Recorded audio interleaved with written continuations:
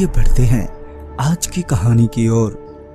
दोस्तों, मुझे urgent base पर बाहर जाना था, मगर ट्रेन की टिकट नहीं हो पा रही थी। और जब दलाल से बात की तो 750 की टिकट 3000 रुपए की बता रहा था। आखिरकार बहुत मशक्कत करने के बाद एक दलाल मिला जिसने 1300 रुपए में मुझे स्पेशल ट्रेन की टिकट बनाकर दे दी। मेरी ट्रेन रात के 1:15 बजे की थी और स्टेशन भी हमारे यहाँ से काफी दूर था। तो मैं शाम को ही घर से स्टेशन के लिए निकल गया और यहीं कोई 7 से 7:30 बजे के बीच रेलवे स्टेशन पहुंचा। जैसा कि मेरे पास अभी कुछ ज्यादा ही समय था तो मैं काफी देर तक स्टेशन के बाहर वाले बाजार में ही घूमता रहा।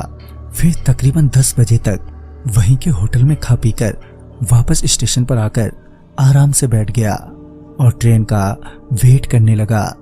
स्टेशन पर ट्रेन का वेट करते वक्त काफी ट्रेन वहां से गुजरी और आने वाली सभी ट्रेन की अनाउंसमेंट भी हो रही थी, मगर मेरी ट्रेन की एक बार अभी तक कोई अनाउंसमेंट नहीं हुई थी। हालांकि अभी भी ट्रेन को आने में काफी वक्त था, मगर मैंने सोचा क्यों न पूछकर प्लेटफॉर्म का पता कर लिया जाए। लिहाजन मैं इंक्वायरी विंडो पर पहुंचा और अपने ट्रेन का नाम बताते हुए बोला, सर ये ट्रेन कौन से प्लेटफॉर्म पर आएगी? इस पर वो बोला, सॉरी इस नंबर और नाम की कोई ट्रेन नहीं है। ये सुनकर तो मेरा माथा एकदम से गर्म हो गया था। इससे पहले मैं उससे कुछ कहता कि वो आदमी विंडो से उठकर कहीं और चला गया। फिर मैंने तुरंत ही दलाल को फोन किया जिसने मेरी टिकट बनाई थी। जब उससे बात हुई तो वो बोला, अरे भाई साहब, आपको किसी ने गलत जानकारी दे दी है। पिछले 5 सालों से इसी काम में हूँ। पैसा लेकर धोखा देने वाला हमारा काम नहीं है। आप वेट करो, ट्रेन वहीं आएगी, वो भी प्लेटफॉर्म नंबर 3 पर। जिस तरह से वो आदमी मुझे आश्वासन दे रहा था उससे तो यही लग रहा था कि वो सही बोल रहा है। लिहाजन मैं प्लेटफॉर्म नंबर 3 पर जाकर बैठ गया और ट्रेन के आने का वेट करने लगा। 10 से 11 बजे, 11 से 12 और फिर 1 और फिर कुछ ही मिनट बाकी थे 1:15 बजने में। मगर हैरान की बात तो ये थी अभी भी रेलवे स्टेशन पर मेरी ट्रेन को लेकर किसी तरह की अनाउंसमेंट नहीं हुई थी, जिससे मेरी थोड़ी टेंशन बढ़ गई थी। बीतते वक्त के साथ मेरी चिंता बढ़े ही जा रही थी कि तभी एक आदमी मेरे पास आकर बैठा। कुछ देर उस आदमी को घूरने के बाद मैंने पूछा, भाई साहब आप किस ट्रेन का वेट कर रहे हैं? इस पर उस आदमी ने पहले तो मेरी ओर देखा, फिर जब उसने ट्रेन का नाम लिया तो मेरी सारी टेंशन अचानक ही खत्म हो गई। मैंने तुरंत ही कहा, मैं भी उसी ट्रेन में जा रहा हूँ। फिर बातों बातों में पता चला कि उन्हें भी टिकट नहीं मिल रहा था और जिस दलाल ने उन्हें टिकट बनाकर दी है वो वही दलाल है जिसने मेरी टिकट बनाई थी। ये जानकर मेरी चिंता फिर से लौट आई। मगर ठीक 1:15 बजे मेरी ट्रेन आ गई और हम दोनों ट्रेन में चढ़े, मगर अलग अलग बोगी में। वो स्पेशल ट्रेन सच में स्पेशल ही थी। वो अंदर से बिल्कुल चमकती हुई, यानी बहुत ही अच्छी कंडीशन में थी। साथ ही बहुत ही कम लोग थे उसमें। रात का वक्त होने के कारण बोगी में गहरी खामोशी थी। सभी लोग सो रहे थे। तो मैं भी बिना ज्यादा आवाज किए अपनी सीट पर पहुंचा और अपना सामान रखकर वॉशरूम गया।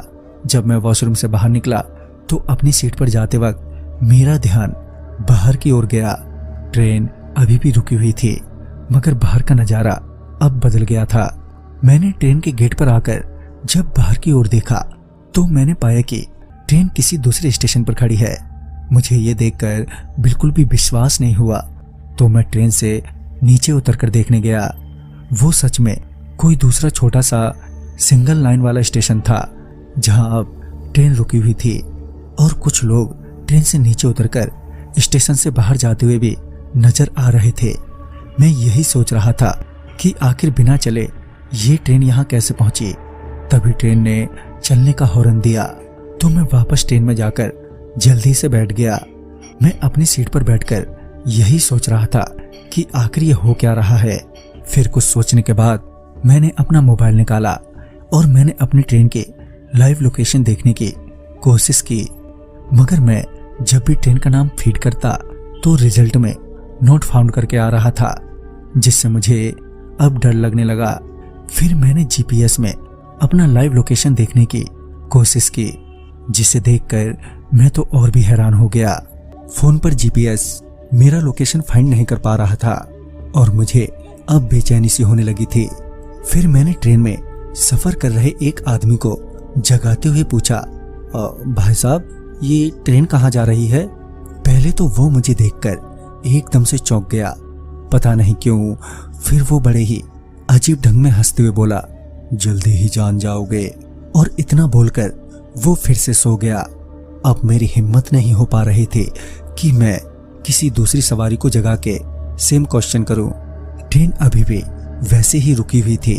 फिर मैं थोड़ा हिम्मत करते हुए अपनी सीट से उठा और उस आदमी को खोजने के लिए ट्रेन की दूसरी बोगी की ओर बढ़ा जो मेरे साथ चढ़ा था, इस उम्मीद में शायद कोई मदद मिल जाए। जब मैं अपनी बोगी से दूसरी बोगी में दाखिल हुआ तो मैंने फिर से नोटिस किया कि जगह एक बार फिर से बदल गई है। फिर जब गेट से बाहर की ओर देखा तो पाया कि इस बार ट्रेन किसी जंगल में खड़ी है। अब ये तो साफ हो गया था कि ये कोई नॉर्मल ट्रेन नहीं है और अब सवाल ये था कि इस मुसीबत से बाहर कैसे निकला जाए। अभी तो मेरे को कुछ भी नहीं सूझ रहा था। मेरी जो थोड़ी बहुत उम्मीद थी वो उस आदमी पर ही निर्भर थी।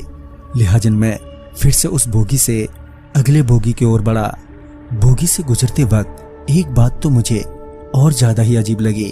वो थी कि हर बोगी में सिर्फ 13 ही लोग थे। मेरी बोगी में भी मुझे लगा कि सिर्फ 13 ही जने थे। खैर जब मैं अगले बोगी में पहुंचा तो फिर से एक बार जगह बदल गई थी। इस बार ट्रेन के दोनों तरफ खेत ही खेत थे। मैं आगे बढ़ ही रहा था कि मुझे किसी की जोर की आवाज सुनाई दी। ट्रेन से झांक कर देखा तो पाया कि 2 रेलवे पुलिस वाले एक आदमी का कॉलर पकड़कर खींचते हुए ट्रेन की ओर ला रहे हैं। रेलवे पुलिस वाला उस आदमी पर चिल्लाता हुआ बोल रहा था, तेरी इतनी हिम्मत कि तू ट्रेन की चेन खींचकर भागेगा। जब वो लोग करीब आए तो मैंने पाया कि वो आदमी जिसे पुलिस वाले पकड़ कर ला रहे थे तो वो वही आदमी था जिसे मैं ढूंढ रहा था। वो रेलवे पुलिस वाले उसे वापस ट्रेन में लेकर आ गए। वो लोग अगली बोगी में चढ़े थे तो मैं दौड़कर उस बोगी की ओर बढ़ा। जब मैं उस बोगी में पहुंचा तो पाया कि वो आदमी वहीं चुपचाप बैठा है। मैं उसके पास जाते हुए बोला, ये कैसी ट्रेन में चढ़ गए हम लोग? उसने मेरी आवाज सुनकर अपना सर ऊपर उठाया और उसके चेहरे से साफ जाहिर था कि वो भी मेरी तरह डरा सहमा हुआ है। वो मुझे देखते ही एकदम से रोने लगा। इससे पहले मैं उस आदमी से कुछ बात करता कि ट्रेन की विंडो से बहुत तेज की रोशनी आने लगी। विंडो से बाहर की ओर देखा तो पाया कि कोई बड़ा सा स्टेशन है। मैं तुरंत ही ट्रेन से नीचे उतरा और देखा कि स्टेशन काफी बड़ा है, मगर वो स्टेशन पूरा सुनसान था। फिर मेरी नजर कंबल ओढ़े हुए एक आदमी पर पड़ी।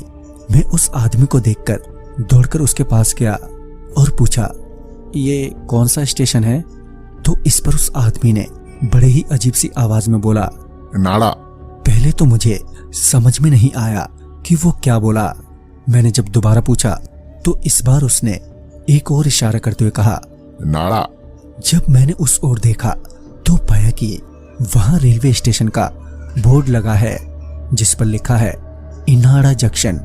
मैंने आज से पहले कभी ये नाम नहीं सुना था। मैंने फिर से फोन निकाला और गूगल पर मैंने टाइप किया इनाड़ा जंक्शन, तो फिर से कुछ नहीं आया।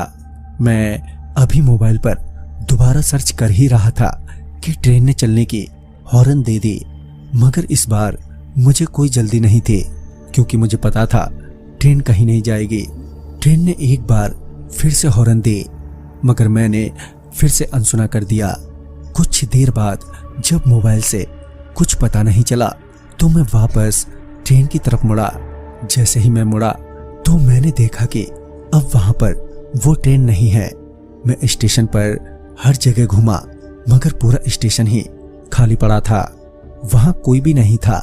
मैं स्टेशन के मेन एंट्रेंस पर खड़ा अपनी किस्मत को कोसी रहा था कि मुझे एक आवाज आई।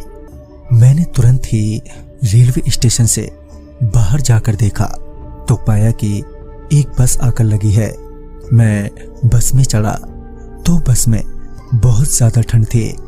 मैं एक सीट पर बैठते हुए कंडक्टर को आवाज देते हुए अपने पास बुलाया और पूछा, भैया ये बस कहाँ जाएगी और ये कौन सी जगह है? इस पर बस का कंडक्टर उसी सवारी की तरह अजीब ढंग से मुस्कुराते हुए बोला, कुछ देर में खुद जान जाओगे। ये बोलकर वो वापस अपनी सीट पर जाकर बैठ गया। जब मैंने कांपते हुए बस में एक नजर घुमाई तो पाया कि उसमें भी 13 ही सवारी हैं और सभी ने लाल चादर ओढ़ रखी है। मैं बस में बैठा यही सोच रहा था कि मैं किस मुसीबत में पड़ गया हूं कि तभी मेरे फोन की रिंग बजी। जब फोन देखा तो फोन ऑफिस से आ रहा था। मैंने फोन उठाया। फोन पर मेरा मैनेजर था जो बोल रहा था, अरे भाई तरुण, 1 बजने को है, तुम अब तक आए नहीं? पता है ना कितना इंपॉर्टेंट मीटिंग है आज। इस पर मैंने कहा, मैं तो कल सुबह पहुंचूंगा ना सर, अभी तो रात का वक्त है। मैंने इतना कहा ही था कि फोन अपने आप ही कट गया। मैंने इधर से कॉल लगाने की बहुत ही कोशिश की मगर कोई फायदा नहीं हुआ। फोन रखते वक्त जब मैंने फोन पर ध्यान दिया तो फोन में कल का डेट दिखा रहा था और टाइम दोपहर के 1 बजे की। ये देखकर मैं तो पागल सा ही हो गया था। यहाँ अभी तक सुबह भी नहीं हुई थी और फोन के हिसाब से डेट और टाइम सब बदल चुका था। मैं तो यही सोचकर बैठा था कि सुबह होते ही कुछ न कुछ रास्ता मिल ही जाएगा मगर सुबह ही नहीं हो रही थी।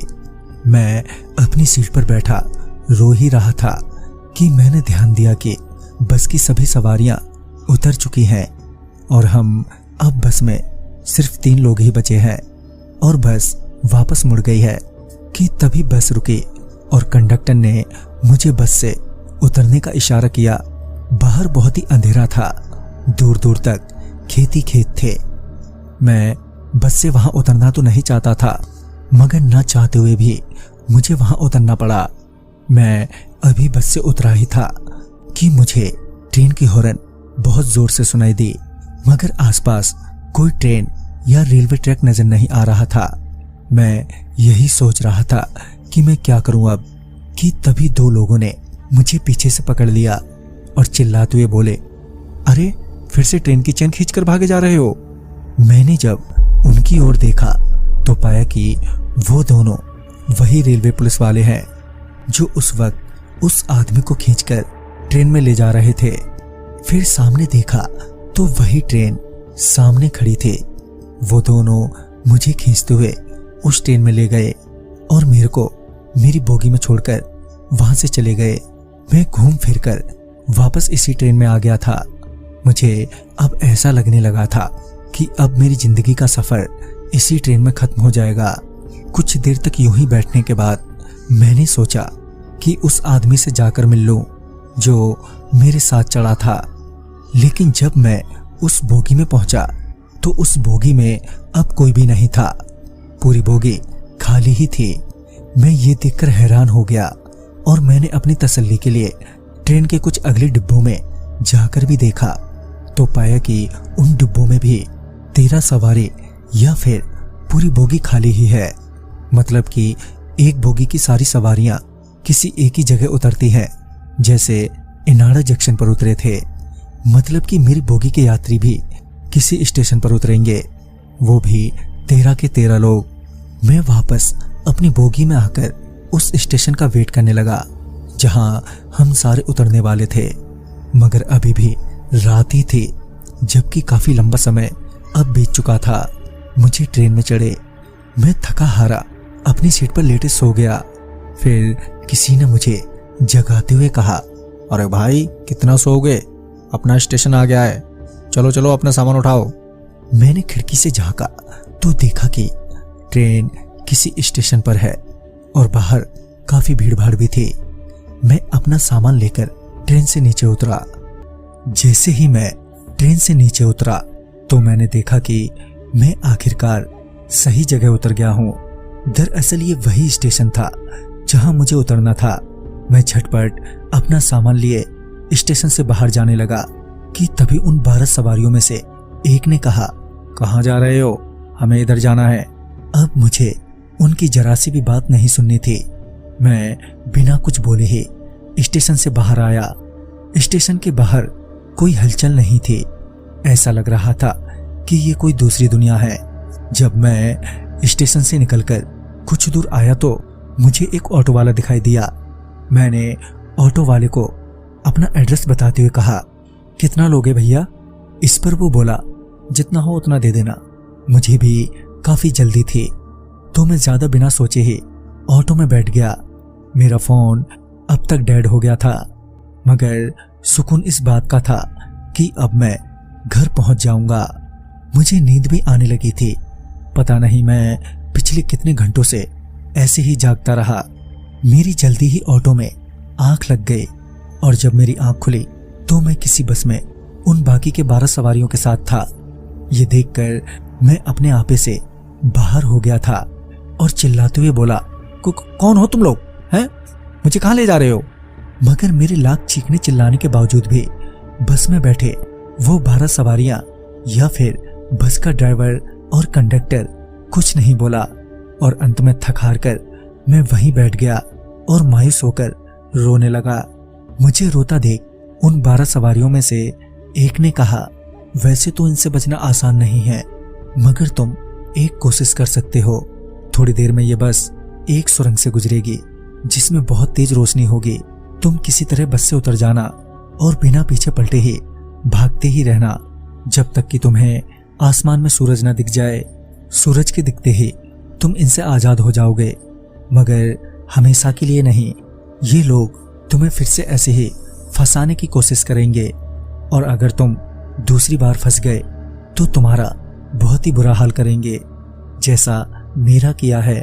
इस पर मैंने उससे पूछा, क्या किया तुम्हारे साथ? तो उसने अपना लाल कंबल हटाया तो मैं उसे देखकर अपनी सीट से नीचे गिर पड़ा। दरअसल उसके शरीर का आधे से ज्यादा मांस गायब था। उसके चेहरे और शरीर की बहुत सारी हड्डियां साफ साफ नजर आ रही थी। मैंने किसी तरह अपने आप को संभाला और उस रोशनी वाली सुरंग का वेट करने लगा। अचानक ही पूरी बस में आंख चौंधिया देने वाली रोशनी छा गई। मैं तुरंत ही बस से नीचे उतरकर तेजी से भागने लगा। भागते भागते जब रोशनी कम हुई और आसमान में सूरज दिखने लगा तो मैं थोड़ा धीमा हुआ और तभी मुझे सूरज दिखाई पड़ा और सूरज के दिखते ही मुझे बहुत राहत मिली और मैंने राहत की सांस ली। थोड़ी देर वहीं बैठने के बाद मैं वहां से अपने घर पहुंचा।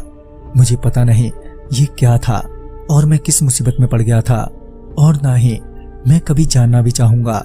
बस डर इस बात का है कि उस सवारी के अनुसार वो लोग फिर से मुझे अपने जाल में फंसाने की कोशिश करेंगे, मगर कब, कहां और कैसे ये पता नहीं। पर मैं अब काफी सतर्क रहता हूं, मगर अभी तक तो सब ठीक ठाक है, पर आगे का पता नहीं कि कब क्या हो जाए। तो दोस्तों, इस कहानी में बस इतना ही। कहानी आपको पसंद आई हो तो लाइक शेयर करें और साथ ही हमें कमेंट बॉक्स में जरूर बताएं।